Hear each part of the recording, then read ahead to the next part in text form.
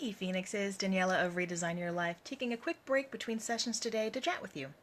We've been talking about boundaries, being a doormat, and the healthy ways of being assertive to get your needs met. So, what is assertiveness exactly? I'm so glad you asked because for many of us, the barrier to assertive communication is confusing assertiveness with aggression and not wanting to be flip flopped from being the wronged party into the oppressor.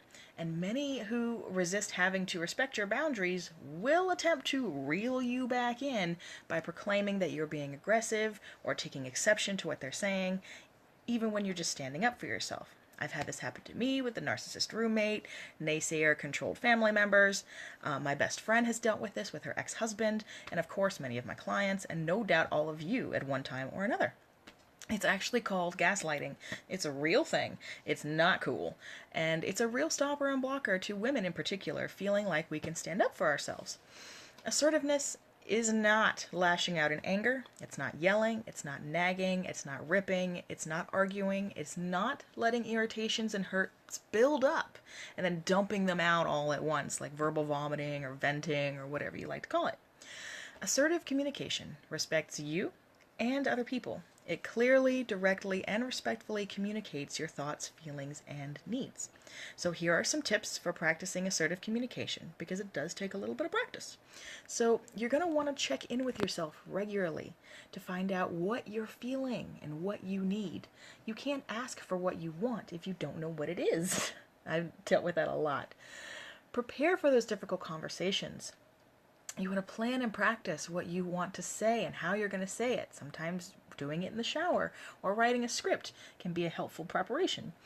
You want to pick an optimal time to express those thoughts and feelings, because we all know that it doesn't work to try to talk to somebody when they're sucked into the TV or the computer, nor is it productive to talk to somebody who's already, or already super angry, upset, right?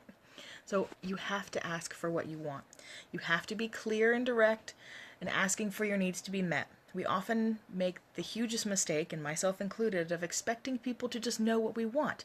So no matter how long you've been married or how long you've worked for the same boss or with the same people, it's really not fair to expect them to know what you want or need. You have to ask for it because these things can change. You want to use I statements. This technique helps you express yourself and your feelings without blame. For instance, here's an example. I am feeling unappreciated because, say, I went out of my way to drive you to the airport and you didn't say thank you. And I'd like you to acknowledge that my feelings are hurt. Anything like that, just you kind of get the flow of it.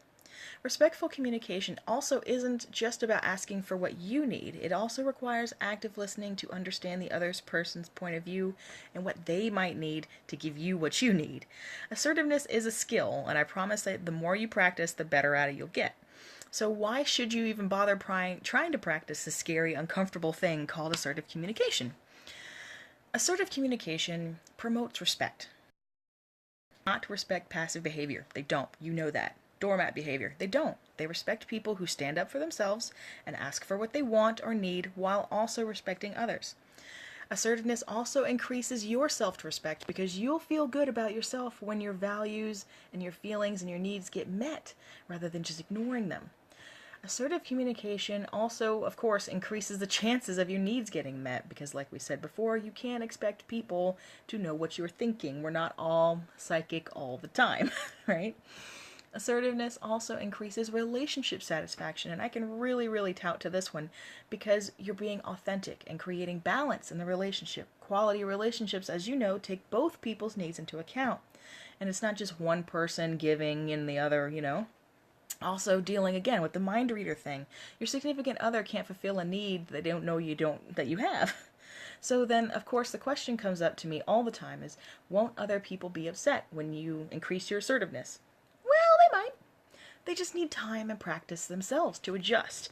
It's not easy to change relationship dynamics overnight, but most people really do want to understand your needs and treat you well. They really do.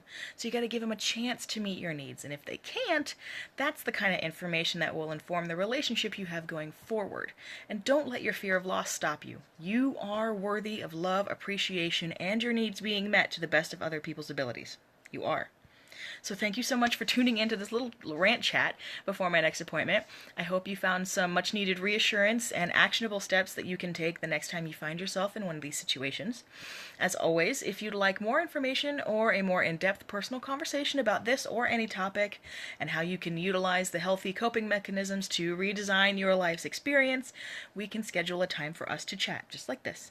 I have a couple more spaces open this week for clarity calls, so just PM me if you're interested. Phoenix love, Daniela of ReDesign Your Life.